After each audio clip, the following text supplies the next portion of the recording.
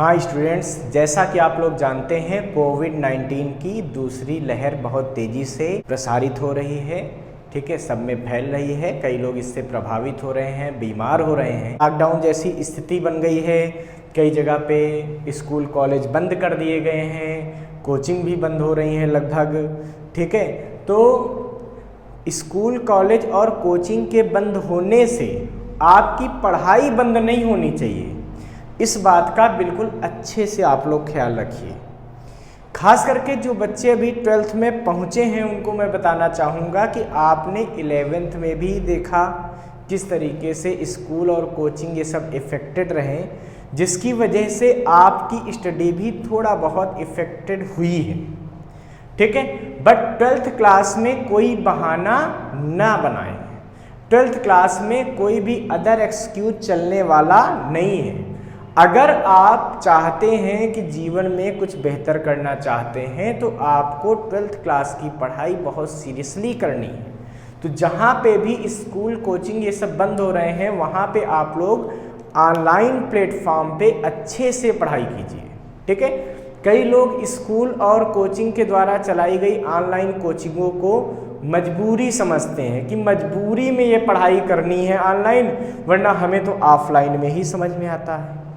भाई देखिए, ऐसा है, परिस्थिति जो कहती है हमको उसी हिसाब से चलना पड़ता है। ठीक, जब परिस्थिति होती है कि हाँ ऑफलाइन क्लास, तो सब आपको उपलब्ध होता है।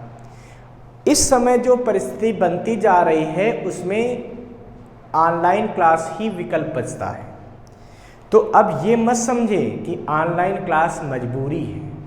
अब ये आपके लिए बहुत ज़रूरी है, ये आपकी स्टडी के लिए ज़रूरी है। अगर आप ऑनलाइन क्लास में कंसंट्रेशन से नहीं पढ़ेंगे तो आपका रिजल्ट प्रॉपर कैसे आएगा? क्या आपकी मार्कशीट पे ये लिख के आएगा कि आपके क्षेत्र में कोरोना से ज़्यादा दिक्कत थी इसलिए आपके यहाँ ऑफलाइन क्लासेस नहीं चली? क्या आपको किसी कॉम्पिटिटिव एग्ज़ाम में इस बिहाफ पे रिलैक्स मिलेगा कि हाँ आपके एरिया में ऑफलाइन क्लासेस नहीं चल पाई, इस वजह से आपके मार्क्स कम आ गए या आपकी मार्कशीट अच्छी नहीं हुई? नहीं, ऐसा कुछ नहीं है। इसका मतलब ये हुआ कि अगर ऑफलाइन क्लासेस नहीं चलती हैं तो हम लोगों को ऑनलाइन क्लासेस भी उतनी ही सीरियसनेस के साथ पढ़नी है। हमको ऐसा बिल्कुल नहीं करना है कि ऑनलाइन क्लास अगर स्कूल वालों ने चलाई और हम उसमें जुड़ गए तो जुड़ने के बाद मोबाइल को किसी और कमरे में रख दिया और हम कहीं पर और बैठे हुए हैं, घर में बात कर रहे हैं, या हम कुछ खा पी रहे हैं आराम से, ठीक है, या हम कुछ खेल रहे हैं दूसरे मोबाइल पे, या सेम मोबाइल पे ही आजकल लोग खेल लेते हैं, जोड़ लेते हैं मीटिंग्स को ऑनलाइन वाली और उसके बाद वो अपना काम शुरू कर देते हैं। लेकिन ये सब क्या है? ये हमारे फ्यूचर को ही तो प्रभावित करेगा। इसीलिए हमको ऐसा कुछ नहीं करना है, हमको सीरियस होकर ऑनलाइन क्लास को भी उतनी ही तन्मयता से, उतने ही मन से पढ़ना है जितने मन से आप ऑफलाइन क्लास में पढ़ते थे। क्योंकि अब ऑनलाइन क्लास भी एक बेहतर विकल्प बन चुका है। चाहे आप YouTube से पढ़ें, चाहे आप ऑनलाइन क्लास में जो टीचर पढ़ा रहा उससे पढ़ें, चाहे कोचिंग की ऑनलाइन क्लास करें, लेकिन हमेशा सीरियस होके करें। जो पढ़ें उसको लिख के पढ़ें, क्योंकि ये देखा गया है कि जब से ऑनलाइन क्लासेस शुरू हुई हैं बच्चों की लिखने की क्षमता कम हो रही है।